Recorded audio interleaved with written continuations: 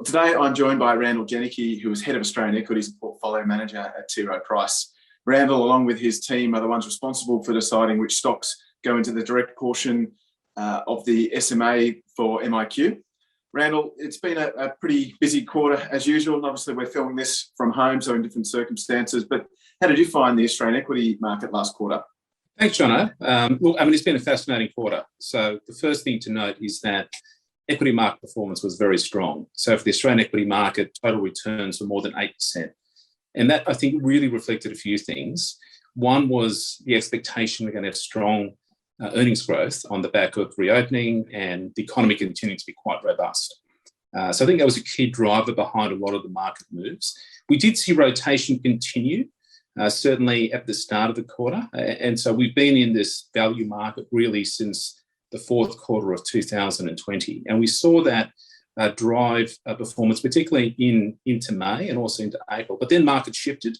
And what we saw was a rotation back to growth and a rotation back to quality.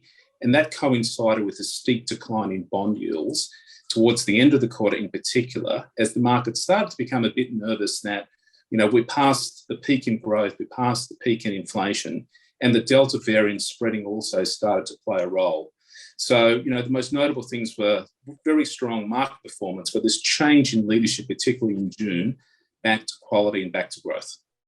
Right. And I guess there's been a fair amount of positivity for Australian equities or equities in general. So given the valuations where they are, what do you see as the expectations going forward, and what types of stocks will do well in that environment?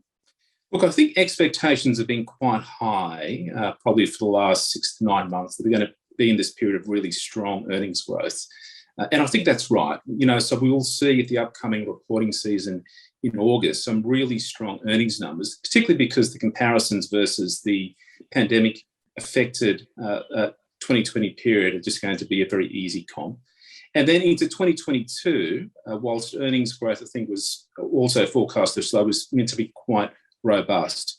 But I think one of the things which is now starting to change is just this expectation that now that we're through the best in the reopening and through the best in growth, that actually we're going to see this change in market leadership. And as we are in a deceleration phase, there's still decent growth, but now in a deceleration phase for economies, and also that means that earnings growth is going to be good, but not as good as what it was, that we're going to see different sorts of stocks do well. And in this environment where earnings growth decelerates, even though it's still healthy, the sorts of stocks that tend to outperform in these periods of time are quality stocks.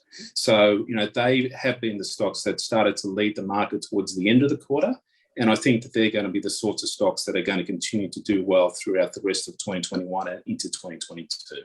So to finally, just on those quality stocks, maybe give us a couple of examples of them, and are they more prevalent in the portfolio at the moment? So we've been increasing our exposure to quality names. So think about some of the healthcare names in particular, and they really struggled during 2020. So ResMed is now the biggest position within our strategy.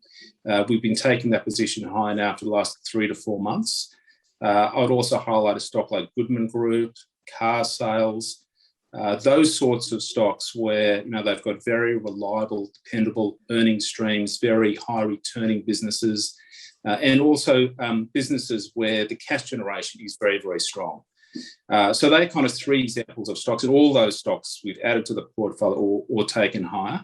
Where we've become a bit more cautious is just around the degree to which we think that cyclicals are going to do well, because they already have performed quite well over the last 6 to 9 months. So we've been trimming some of those names within our portfolio, allocating more to quality and also more to growth in the portfolio as well. Well, thanks, Randall. It's great to hear that despite valuations being where they're at, there's still opportunities in the Australian equity market. So if you've got any further questions about the role that we're playing in the MIQ portfolios or any of the stocks specifically, please reach out to myself or Carlene Burnett. Thank you.